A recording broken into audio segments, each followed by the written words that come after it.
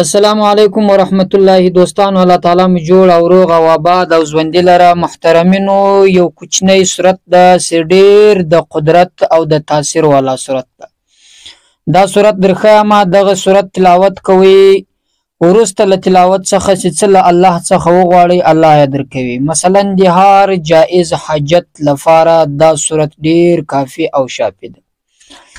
دا یو داسې بهترین صورت دا صفدی صورت کې تقریبا نبی کریم صلی الله علیه وسلم کله لا مکان ته تللی سی اسمانو ته خطی لنځکې تر اسمان د 1500 کالو لار د خو نبی علیه الصلاۃ والسلام په یو شپه کې هم لاړی بیرته رالی.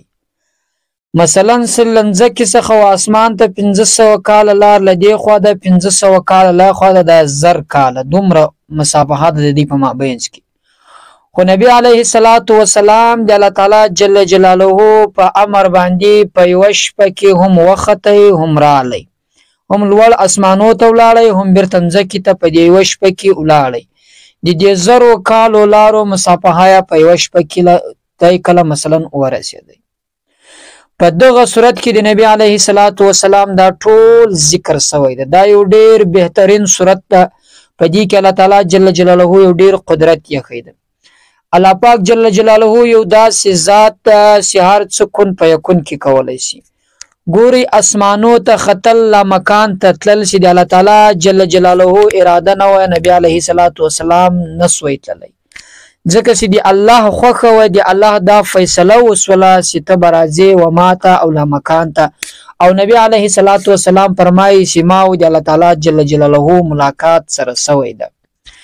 کله چې نبی علیه الصلاۃ والسلام ولا مکان تتلی و اسمانو ته خطی نو جبرائیل علیه الصلاۃ والسلام تر نیمه ځای وسر ملګری سو چې وسر ملګری سو چې تر خپل ځای جبرائیل علیه السلام سره ورسېدی نو بیرته جبرائیل علیه السلام و نبی علیه الصلاۃ والسلام ته ویل چې تا دی په مخه تو لار سلام مکان ته ز نظم الولد سره ځکه چې ماته بالا اجازت نست هیڅ چاته هم اجازت نه د سوی یو له نبی علیه الصلاۃ والسلام ما سوا سلام مکان ته تللی ده. جبرائیل علیه الصلاۃ والسلام ته اجازت نو خو نبی علیه الصلاۃ والسلام ته دا اجازت وسو چې د لاړ له مکان ته او له الله جل جلاله سره فغځي کې ملاقات وکړي.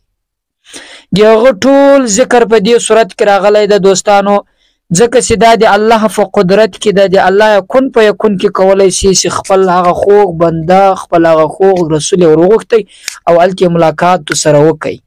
نو الله پاک جل جلاله د دې صورت په برکت سره چې انسان دغه صورت تلاوت کوي هغه چې د زړه نه مني هغه چې د عقل نه مني هغه کار به الله تعالی جل جلاله په لږ وخت سره برابر کړي.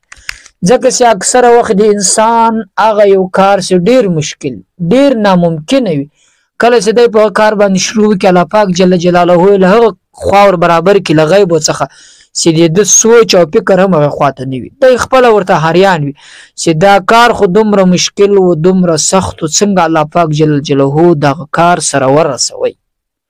دوستانو الله ته هیڅ زور نه غواړي. الله پاک هر کار کولای شي که بنده و الله تعالی سپورت کی چې هر څومره سخت حاجت وي هر څومره ناممکن حاجت وي الله پاک جل جلاله کولای شي. ول دې ته وګوري چې اسمان او د ځمکې تر مابین د 1500 کالو لار د لدی خو 1500 هغه د زر او نبی علیه الصلاۃ والسلام علی جل جلاله په وش په کې باندې ورسوي بیرته ونځک ترا وستي. دا دی الله په قدرت کې نشي دی بنده دی وسکار نه ده او الله جل جلاله دا فیصله وکړه نبی علیه السلام ته ما ته راځي ځکه دا دی الله قضا او دا دی الله فیصله نو نبی علیه الصلاۃ والسلام په وش په کې هغه د زر کالو لار په وش په کې هغه مسافه طی کله بیرته ونځک تر ورسېدی.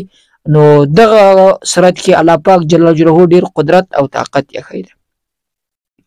دوستانو ته د مخ کې هغه صورت ترخیم یو اور پر نبی علیه السلام د ثواب په خاطر باندې درود شریف وایي د ثواب په نیت باندې اللهم صل علی محمد وعلى ال محمد كما صليت على ابراهيم وعلى ال ابراهيم انك حميد مجيد اللهم بارك على محمد وعلى ال محمد كما باركت على ابراهيم وعلى ال ابراهيم انك حميد مجيد.